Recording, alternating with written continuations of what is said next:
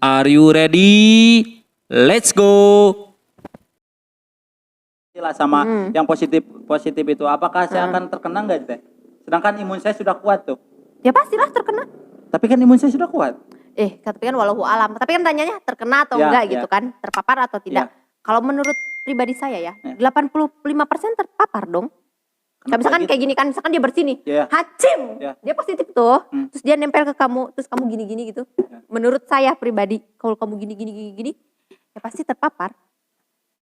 Karena coronavirus itu, kalau misalkan sistem imun kitanya oke, terus kita juga masih muda nih kebetulan kan, regenerasinya tuh masih bagus-bagusnya gitu, itu nggak masalah. Kalau menurut aku ya, tolong jangan dihujat. Maksud aku tuh bukan berarti COVID nggak berbahaya, enggak. Tapi kalau di saat sistem imun kita baik-baik saja, sistem imun kita sendiri yang akan melawan virus itu. Nggak cuman virus COVID. Kalau misalkan kalian nih demam, itu penyakit atau bukan? Penyakit, kalau kata saya. Why? Karena itu merubah kondisi saya. Penyakit gitu? Iya. Kalau demam itu penyakit? Iya. Kalau menurut aku tuh, demam itu bukan penyakit. Kenapa? Karena demam itu salah satu reaksi yang ditimbulkan oleh tubuh kita di saat kita itu melawan zat asing nih. Virus masuk nih ke dalam tubuh kita. Anti imun tuh kan, antibody kita itu nyerang virus tersebut. Nah, timbullah demam. Jadi salah satu reaksi perlawanan diri kita nih untuk mempertahankan kesehatan kita bagi virus-virus aneh atau bakteri atau apapun itu yang datang kepada kita. Disebutnya itu misalkan nih yang menyebabkan demam itu biasanya itu kayak pirogen, kalau dari zat-zat misalkan kayak kalau di farmasi ya tentunya itu suka ada kan kayak misalkan kita pembuatan obat atau gimana harus bebas pirogen, harus bebas ini, harus bebas itu karena si pirogen ini tersendiri itu yang dapat menyebabkan demam. Selain misalkan kita itu sedang melawan nih, antibodi kita sedang melawan virus yang masuk ke dalam tubuh kita tuh bisa disebabkan juga oleh pirogen yang masuk gitu. Kalau nggak salah ya gitu. Sekarang kita kalau nggak salah bener nggak sih? Tasik ya, ke kota Tasik gitu. Oke. Teteh melihat pandemi ini ataupun kenaikan angka yang positif itu seperti apa? Apakah ini di Tasik itu sangat tinggi atau seperti apa gitu? Sebenarnya gini ya, kalau tentang yang positif COVID itu tinggi atau rendahnya itu kan tergantung berapa kuantitas orang yang melakukan tes. Bener nggak sih? Kalau misalkan di suatu daerah nih yang melakukan tesnya itu hanya 10%, berarti yang lain itu nggak bakalan kedata dong. Selama ini nih ya, selama saya di Tasik, saya belum pernah misalkan ada kayak penawaran, ayo tes gratis COVID buat pendataan. Nggak pernah kan. Yang dites COVID itu yang memiliki gejala, yang pokoknya udah ada gejala-gejalanya yang dicurigai positif COVID, baru dia dites COVID kan. Sedangkan COVID itu banyak juga yang terindikasi, misalkan positif COVID, teman-teman aku tuh positif COVID, tapi dia itu nggak punya gejala sama sekali. Tapi dia itu dapat freelance dari tempat pekerjaannya itu buat tes COVID, jadi ketahuan gitu. Kalau misalkan tinggi atau enggaknya itu relatif lah. Seberapa banyak dulu nih, aku nggak tahu nih dari berapa persen jumlah penduduk Tasikmalaya, berapa persen yang sudah melakukan tes. Oke. Ngobrol terkait tes gitu teh. Jadi masyarakat itu ketakutan ketika memang dikatakan positif gitu. Jadi masyarakat itu ketika batuk ataupun flu biasa itu takut kalau diperiksa ke rumah sakit, takutnya dibilang positif. Kayak banyak banget yang kayak di sosial media itu yang bilang kayak adanya sanksi sosial gitu kan, yang kayak dijauhin gitu. Iya sih, karena tapi itu kan balik lagi ke pandangan masyarakat, terus pribadi mereka. Kalau menurut aku malah lebih bagusnya nih ya, meskipun kita sehat-sehat aja, kita melakukan tes gitu. Karena COVID itu bukan aib kok, nggak apa-apa kamu positif COVID. Yang malah yang menurut aku merugikan itu di saat kamu positif COVID, kamu pura-pura baik dan kamu menyebarkan kepada orang lain gitu. Itu yang bahaya. Iya kan, daripada kamu misalkan udah terindikasi COVID, dia tuh kayak aku takut positif kalau dites, aduh udah ada gejalanya nih, terus kamu pura-pura sok baik-baik aja biar nggak dijauhin sama teman-teman kamu, itu kan yang lebih bahaya. Bener nggak sih? Iya. Kalau nggak benar salah dong. Oh my God. Tapi ini pemerintah kan udah mengeluarkan vaksin ya. Oh iya. Vaksin. Lagi gencar-gencarnya Iya, kan. Menurut Teteh gimana sih vaksin tuh secara teori kesehatannya gitu? Menurut aku nih ya, yang mengidolakan para profesor Ya. itu, menurut aku tuh ini tuh sebuah pencapaian yang sangat luar biasa gitu. Karena apa? Karena meluncurkan sebuah produk obat gitu ya, ataupun apalah itu vaksin, itu seharusnya itu memerlukan waktu yang panjang, kayak 5 tahun, 10 tahun, baru kita tuh bisa meluncurkan gitu. Tapi ini tuh benar-benar kayak kita itu kan kayak ditekan mungkin ya si para ilmuwan itu, ayo dong cepet-cepet, karena pandemi ini tuh benar-benar hampir seluruh dunia merasakan.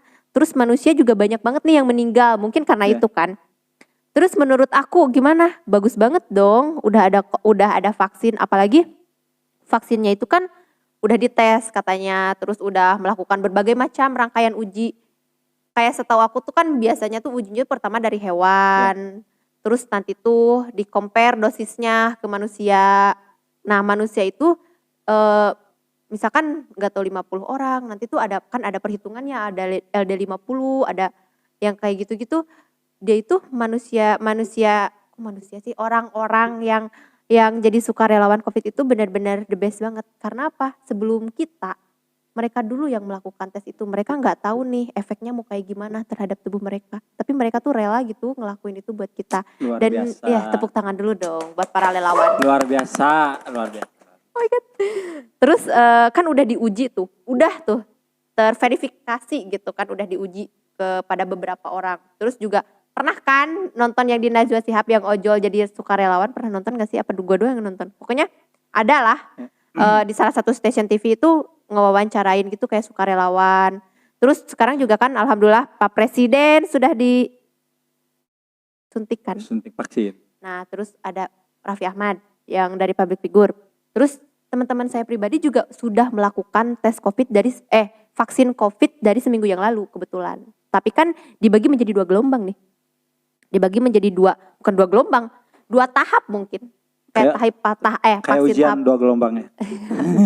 tahap mungkin ya. Ya tahap. Kayak tahap pertama sama tahap kedua. Karena kan aku juga sempat nyari-nyari tuh, kenapa sih nih vaksinnya itu dibagi menjadi 2 tahap gitu kan. Mungkin orang-orang nanya juga, kenapa sih udah misalkan jangka waktunya tuh 14 hari harus divaksin lagi gitu. Karena para dokter yang di sana, para ilmuwan atau semuanya ya yang terlibat dalam pencetusan COVID ini tuh benar-benar memikirkan kesehatan masyarakat loh. Subhanallah kan benar-benar ya Allah. Luar biasa. Perjuangan para medis itu kan ya Allah. Terima kasih. Tapi masyarakat ketakutan deh. Soalnya ada efek juga. Efeknya kayak lemas gitu setelah disuntik vaksin. Jadi masyarakat juga ketakutan ini aman gak ya, gitu. Mati gak ya nanti kalau divaksin ujungnya itu gitu. Mati gak ya gitu. Enggak dong, karena kan kenapa dibagi 2 nih ya. Misalkan 1 kali vaksin itu biar si antibodinya itu merespon dulu kan, naik misalkan 50%, baru mungkin disuntikan lagi, jadi efek kerja obatnya jadi 100% gitu. Nah kenapa dibagi menjadi 2 nih, kenapa gak usah ribet-ribet, udah sekali aja langsung nih 100% gitu.